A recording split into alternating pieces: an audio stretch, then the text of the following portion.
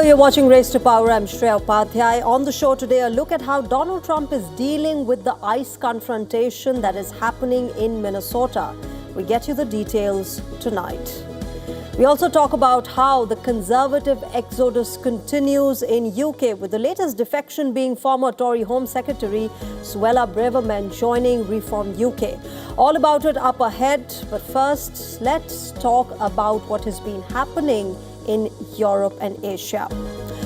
Well, we're in the middle of a major geopolitical shift. Donald Trump's tariff offensive has disrupted trade dynamics from the Arctic to the Antarctic.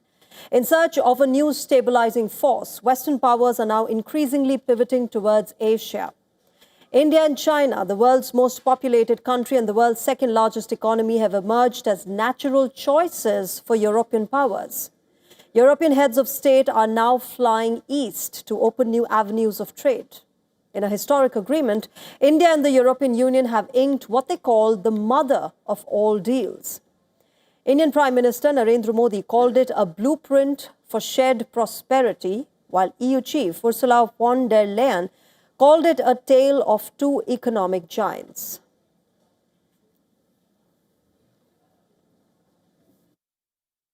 यह FTA Bharat और European union के बीच investment को boost करेगा, नई innovation partnership बनाएगा और वैश्विक स्तर पर सप्लाई चेन को मजबूत करेगा।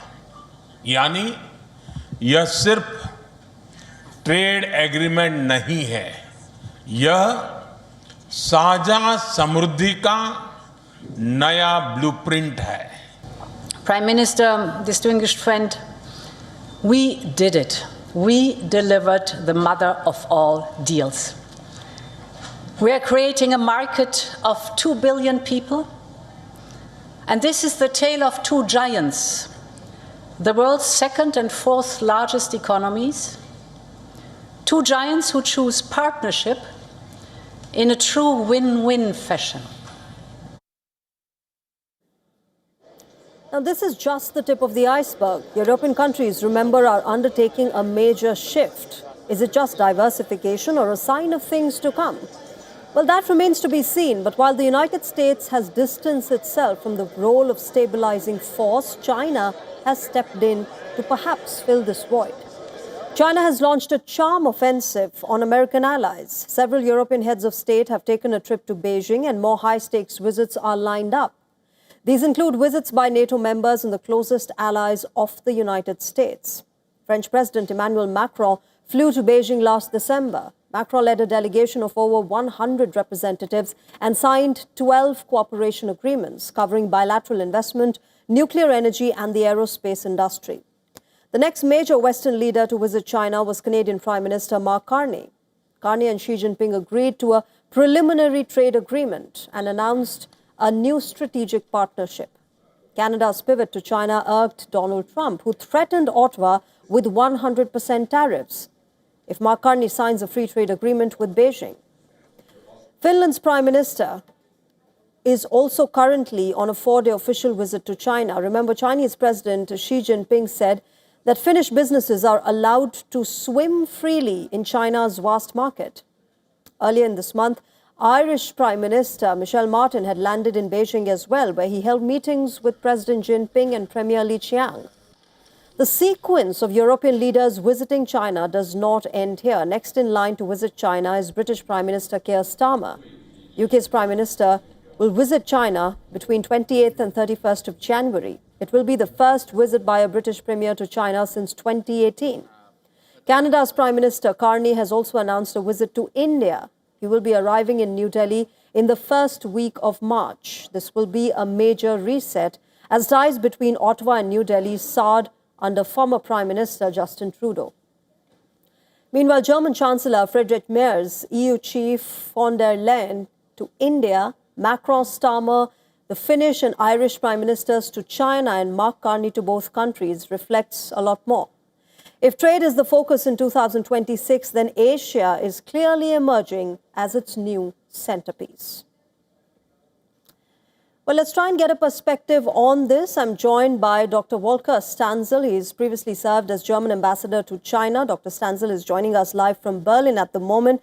Dr. Stanzel, good evening. Welcome to WION. I want to start by asking you how you see this, amid the kind of geopolitical uncertainties that this entire world is grappling with, particularly from United States of America. There is a clear pivot towards India and China, two Asian giants, not just for economics, but geopolitics as well, to send out a political message to Donald Trump. Yes, I fully agree. The way you described the situation, it's a pivot to Asia, to India, to China.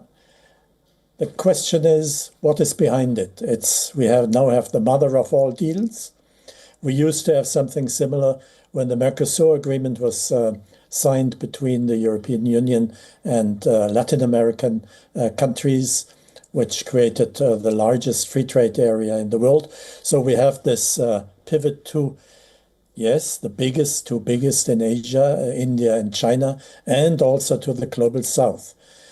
But what is the actual flesh on it? What is the substance of it? A lot of things are to be taken into consideration, and I appreciate that you are willing to look at that, because it's not that easy, of course.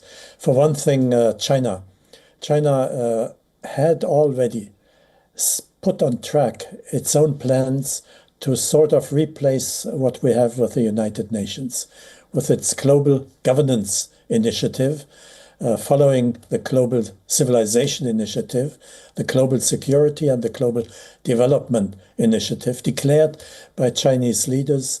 The last one was the Foreign Minister Wang Yi at the end of December, declared to be something that could create a new international order. Obviously, it would be an alternative for the United Nations. And we have something similar that happened with Donald Trump, with the board that he set up. The board that is to safeguard peace in the world, declaredly, but not in any way involved with the United Nations. Yeah. So Donald Trump sees himself as an alternative to the United Nations. You see, these are precarious elements in this whole development that we see, which we welcome, but which we have to analyze a little bit deeper in order to understand what is actually behind it.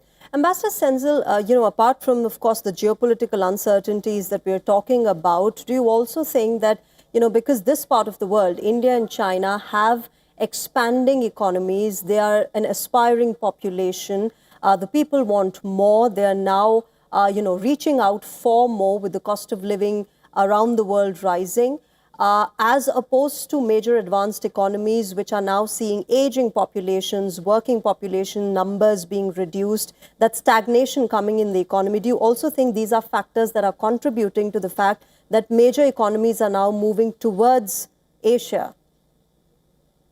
Yes, definitely so. We have been looking for markets. A major market for European countries used to be the United States. That obviously has become very cumbersome to pursue, so we look elsewhere. China has been a major market, maybe the major market for many, many years for European countries, mainly my own one, Germany. But we have seen major problems occurring there during the past few years. You see that the new middle class there is not able to earn enough money anymore and is impoverishing. So China's looking for ways out of that.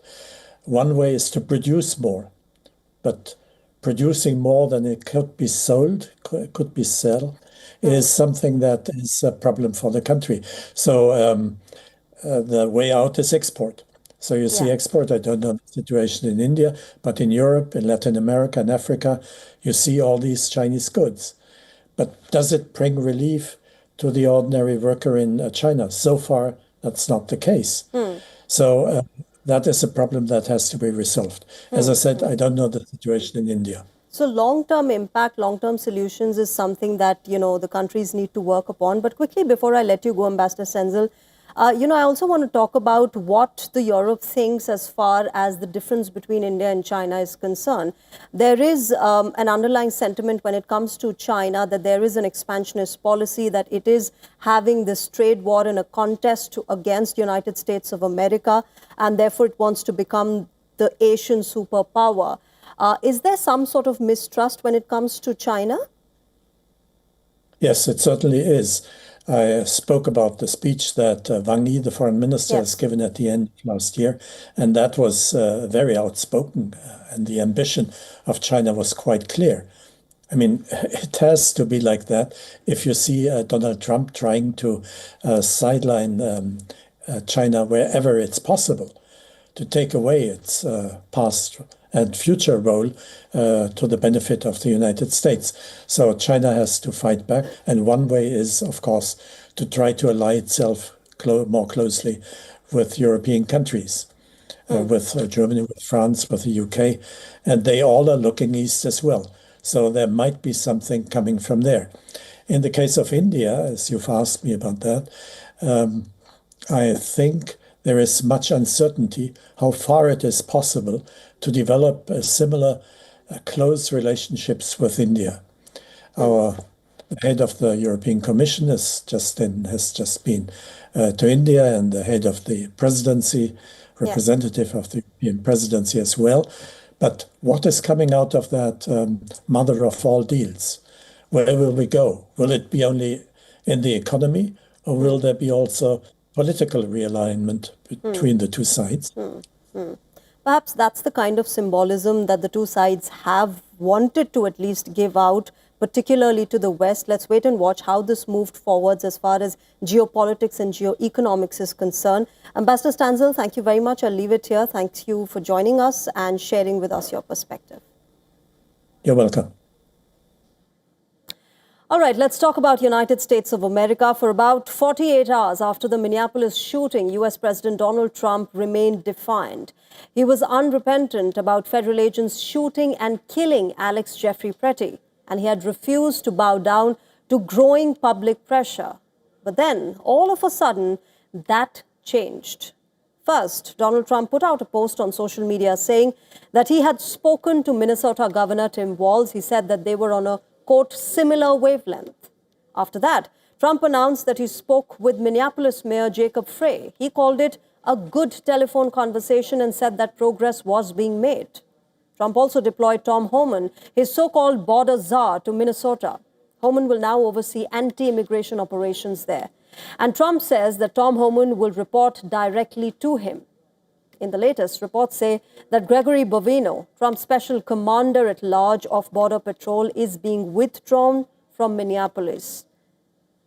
Bovino was the face of the immigration crackdown, but reports say that he will now leave Minneapolis by late Tuesday and go back to being a chief patrol agent at the U.S.-Mexico border in California. He will also reportedly be stripped of his special commander at large title. All of these moves show that Donald Trump is backing off. But what could be the reason for this U-turn? Well, reports suggest that three major factors may have influenced Trump's face and this U-turn. First is the pushback from the U.S. gun lobby. Second is a threat by Democrats to block a government funding bill. And the third is a fall in Donald Trump's approval ratings right ahead of the midterm elections in November this year. We'll go through each point one by one, starting with the backlash by the gun lobby. Remember, Alex Pretty was a licensed gun owner.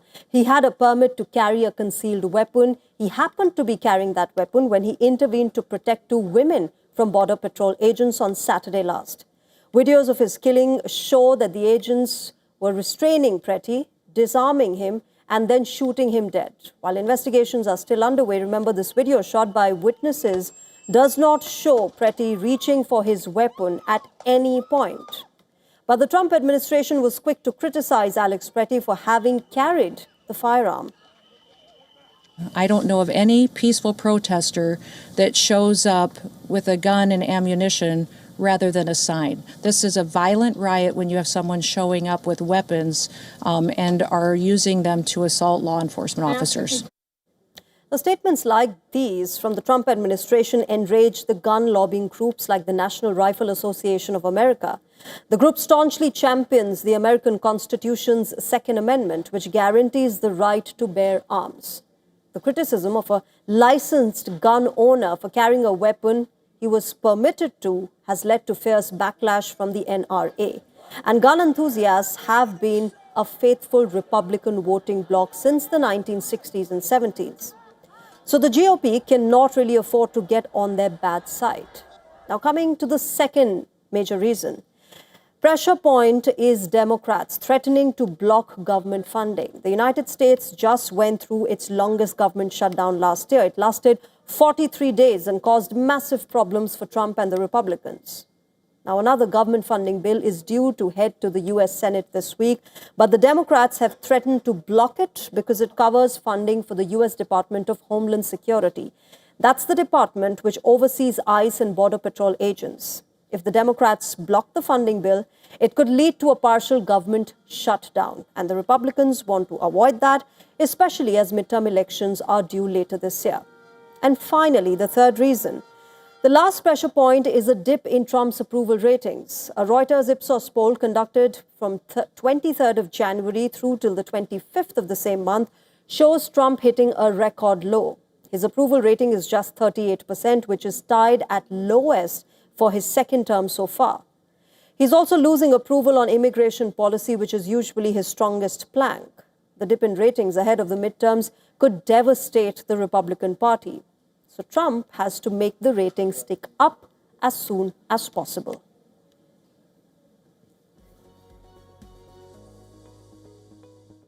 From US, let's shift our focus to UK. Is Britain's Conservative Party finished? Well, the question is pertinent because another high-profile defection has rocked the Tories. Former Home Secretary Suella Braverman has jumped ship to join Reform UK.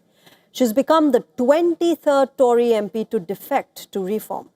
Reform leader Nigel Farage welcomed Braverman at the press event in London on Monday. He announced her arrival with great fanfare. And Suella Braverman was quick to declare Nigel Farage and Reform UK as the future of Britain's conservative politics.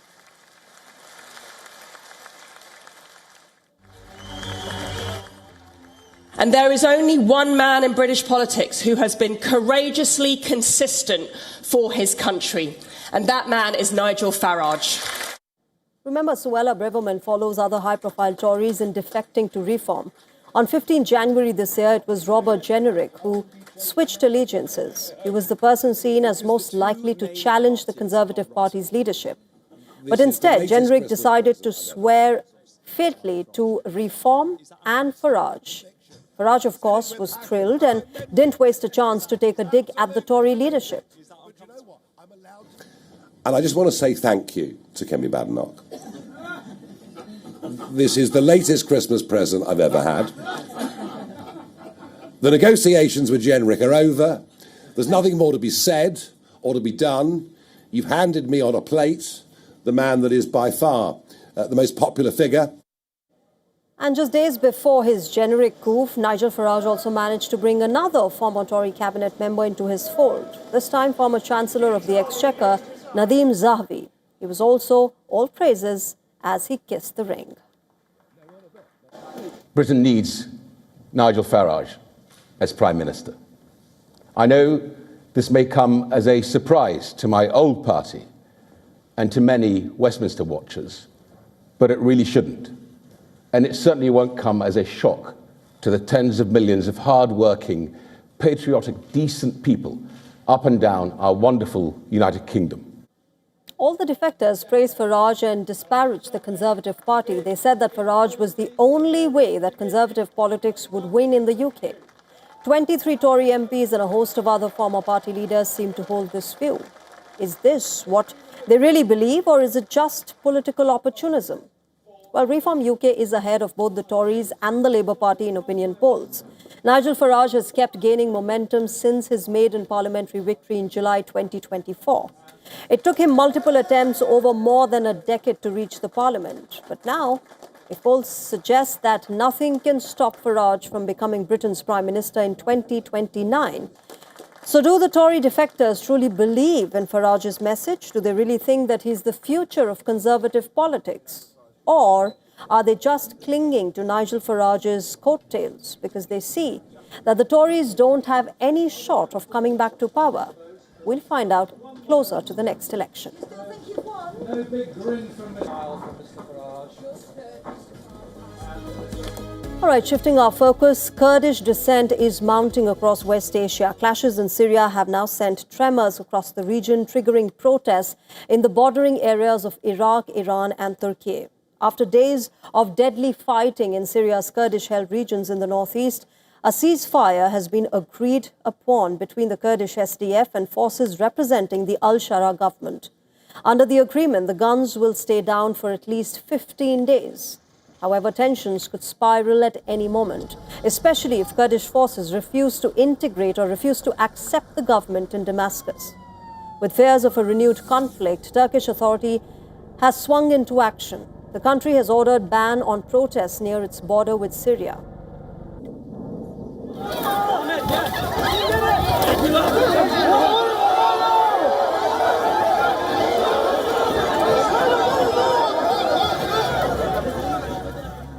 The decision comes after protests erupted in Turkey's Kurd majority areas. During a protest to denounce the operation against SDF, over 1,000 people attempted to breach the border and cross into Syria from the Turkish side.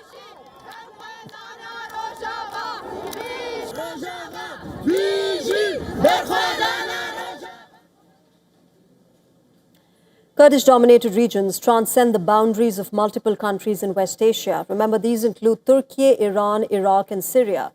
Kurdish independence is a long-standing issue in West Asia. The Kurds are reportedly the largest ethnic group in the world without a country of their own.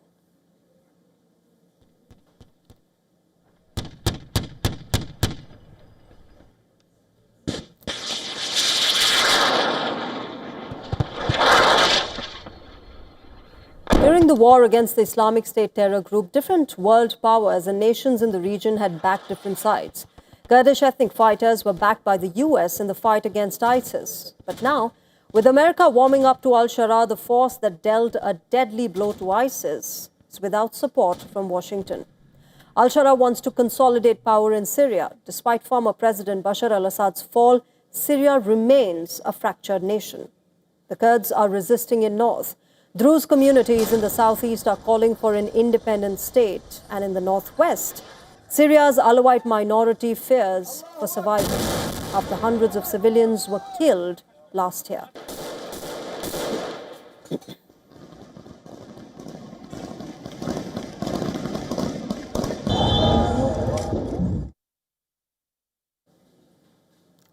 Moving on, Japan is heading for a snap election in less than 2 weeks, and campaign season is already in full swing. Political activities are set to intensify in the next 12 days as the fate of the country's first woman Prime Minister, Sanai Takaichi, hangs in balance. Remember, 8th of February is election day in Japan, but just before the polls, Sanai Takaichi is recalibrating her pitch. In the latest move, the Japanese Prime Minister has toned down her rhetoric on China. This comes after her earlier remark on Taiwan triggered a political firestorm. She came under fire for hinting at a military response from Japan if Taiwan is attacked by China. Now, with days to go for the snap polls, Takaichi has said that any military response would focus on the rescue operations. She said that the primary aim would be to take US and Japanese citizens out of Taiwan if China attacks. She also said that the Japan-US alliance would crumble if Tokyo refuses to join American efforts in Taiwan. Japan's constitution, remember, prohibits direct military action. However, the constitution allows Tokyo to engage in military confrontation for self-defense or to defend the United States or another friendly country. With an election on the cards, Takaichi is now walking a tightrope. Her own popularity has recently slumped by 3%, but is still hovering around the 67% mark. According to the latest polls, Takaichi's Liberal Democratic Party, or the LDP, remains the top choice for most Japanese citizens. But an absolute parliamentary majority is still far from confirmed for Japan's Prime Minister. The snap poll gamble will backfire if the LDP fails to get a majority and is forced to forge a coalition with other political parties. In this case, the political dynamics within the parliament would remain as they are at present, leaving Takaichi's goals behind the snap polls unfulfilled.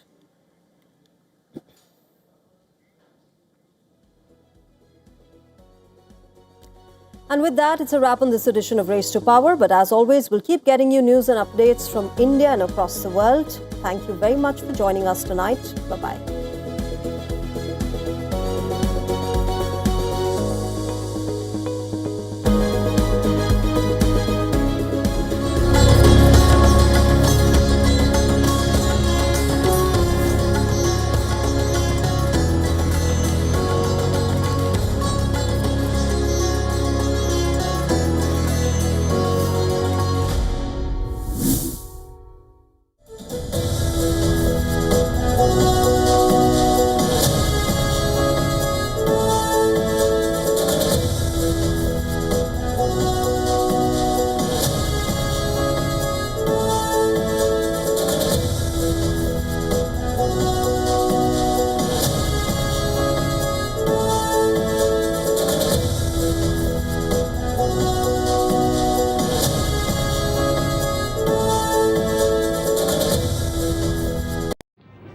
राष्ट्रीय Swayamsevak Sangh.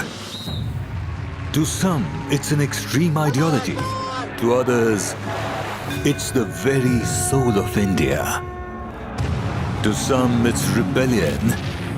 To others, it's a principle of nation building. Coming soon to challenge perceptions in RSS centenary year, Kesariya at 100.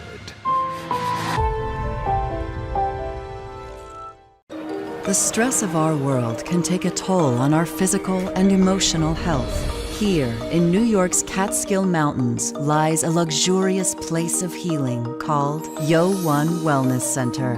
The WION Wellness Center provides 500,000 square feet of natural methods to manage diabetes, hypertension, chronic pain, obesity, depression, anxiety, and other conditions. We use the traditions of centuries-old natural science from India, yoga, Ayurveda, acupuncture, and naturopathy in personalized programs that help you take charge of your own health. A minimum 5-day stay is recommended for best results. Book now at yo1.com. From the bustling trading floors of Wall Street to the vibrant exchanges of Asian stock markets, WION breaks it down for you to make sense of what's happening.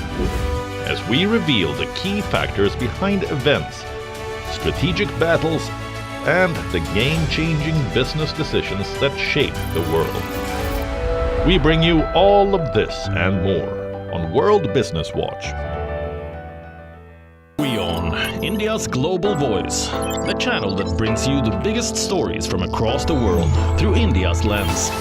Now available in more than 190 countries worldwide. Because we believe that the world is one. Watch us in Africa, Europe, USA and Canada, South America, Asia Pacific, Middle East and North African regions. Also available on these digital platforms across the world. WION. World is one.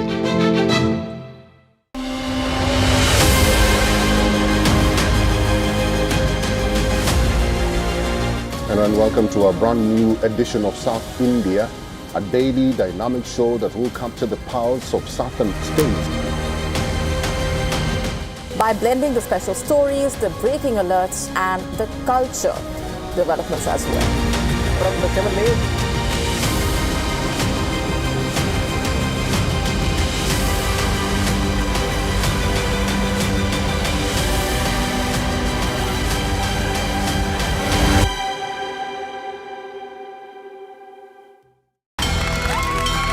From the bustling trading floors of Wall Street to the vibrant exchanges of Asian stock markets, WION breaks it down for you to make sense of what's happening.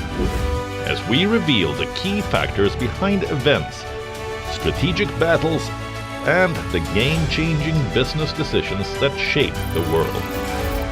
We bring you all of this and more on World Business Watch.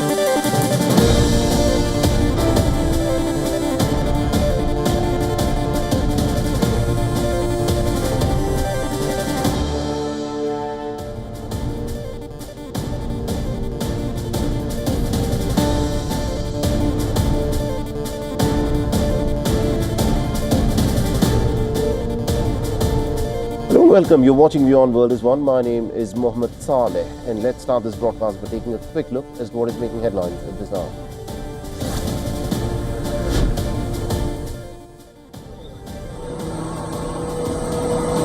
The Ukraine says that the Russian forces have killed at least 6 people and have wounded dozens more, including 2 children and a pregnant woman, in attacks on Ukraine's energy facilities.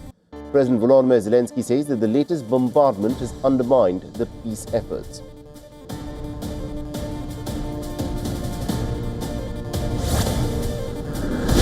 Just today announced their trade deal with the EU that gives greater incentive and urgency to us getting that deal done.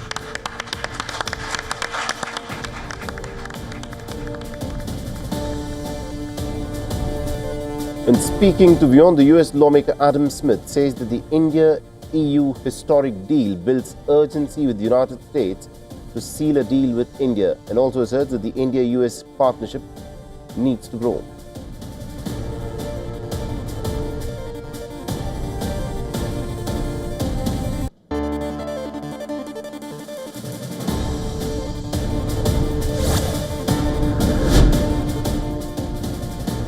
The tariffs on more than 90% of the EU goods entering India will be eliminated or reduced. This is India-EU lock the deal. Now, India is to cut tariffs on European cars to 10%, while optical, medical and surgical equipment along with European wine and beer are to get substantially cheaper.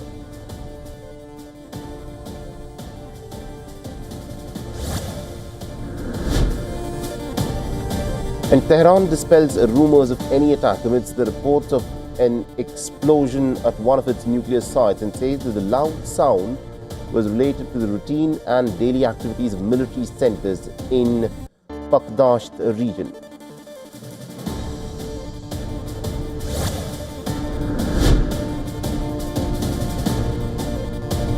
The British Prime Minister Keir Starmer will fly to China, the first visit by a British leader in over 8 years.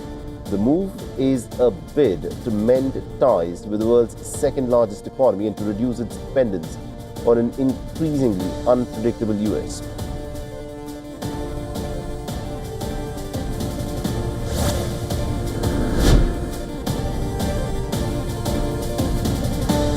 The Syrian President Ahmed al-Shara is all set to meet with the Russian President Vladimir Putin in Moscow. The trip will mark al-Shara's second visit to the Russian capital.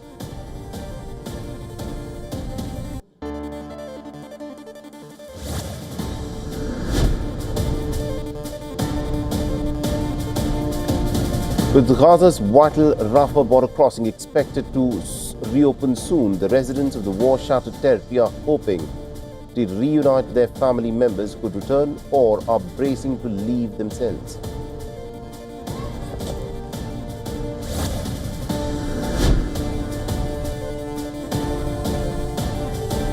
And the US officially exits the Paris Climate Agreement for the second time, cementing Donald Trump's renewed break with the primary global venue to address global heating. The move leaves the United States as the only country to have withdrawn from the Paris Climate Accord.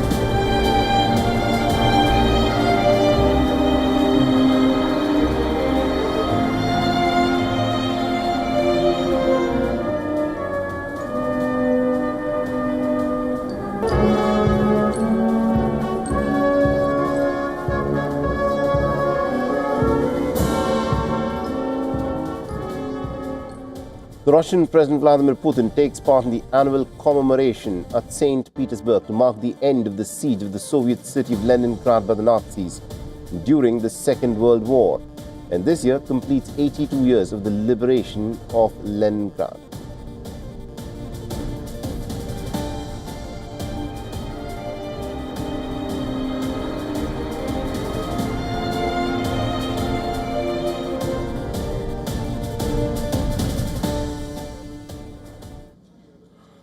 Russia is hammering Ukraine into its darkest winter. At least about 6 people are dead and more than 23 others have been injured in the latest Russian attacks, as Putin has grabbed 500 square kilometers. Now, Kiev at this moment is begging for the $27 billion in weapons aid. At this critical juncture, Europe has slammed the brakes on arms aid. France is blocking supply of Storm Shadow missiles, while Germany has said that it can no longer supply the Patriot air defense systems. Our next report gets more details.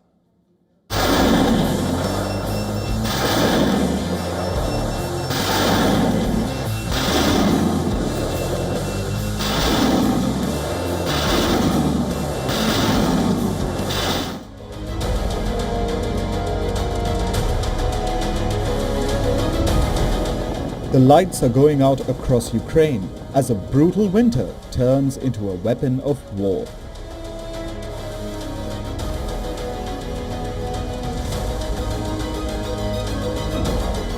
Massive Russian strikes have just crippled the energy grid in Kharkiv and Odessa,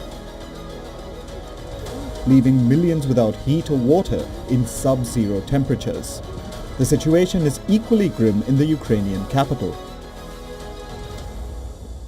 We don't have heating right now, but we're holding on. We have electricity, we're managing somehow, and we also have gas as backup. Yes, it was a very difficult evening. 3 missiles struck the industrial district of Kharkiv. It was an energy facility that supplied the city of Kharkiv. It was seriously damaged. We are all working now.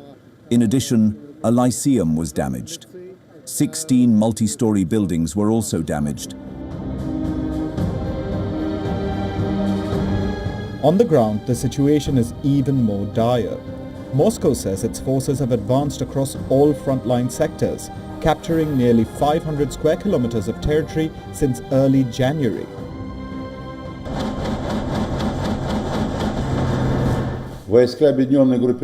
The troops of the joint grouping continue to advance on all axes.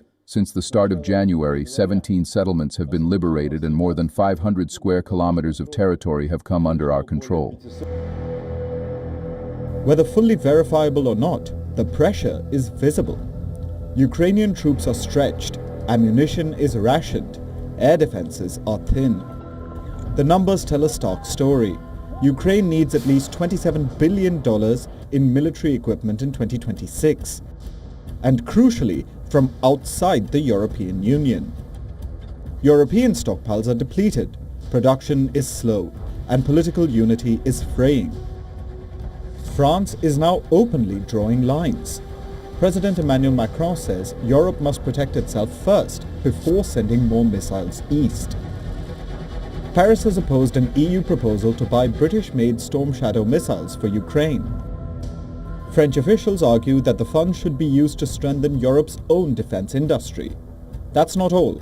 Germany has no remaining capacity to provide Ukraine with additional Patriot systems. That stance has consequences. Ukraine relies on long-range precision weapons to hit Russian supply lines and command hubs. Also, without the Patriot missile defense systems, Ukraine is defenseless against Russian aerial assaults.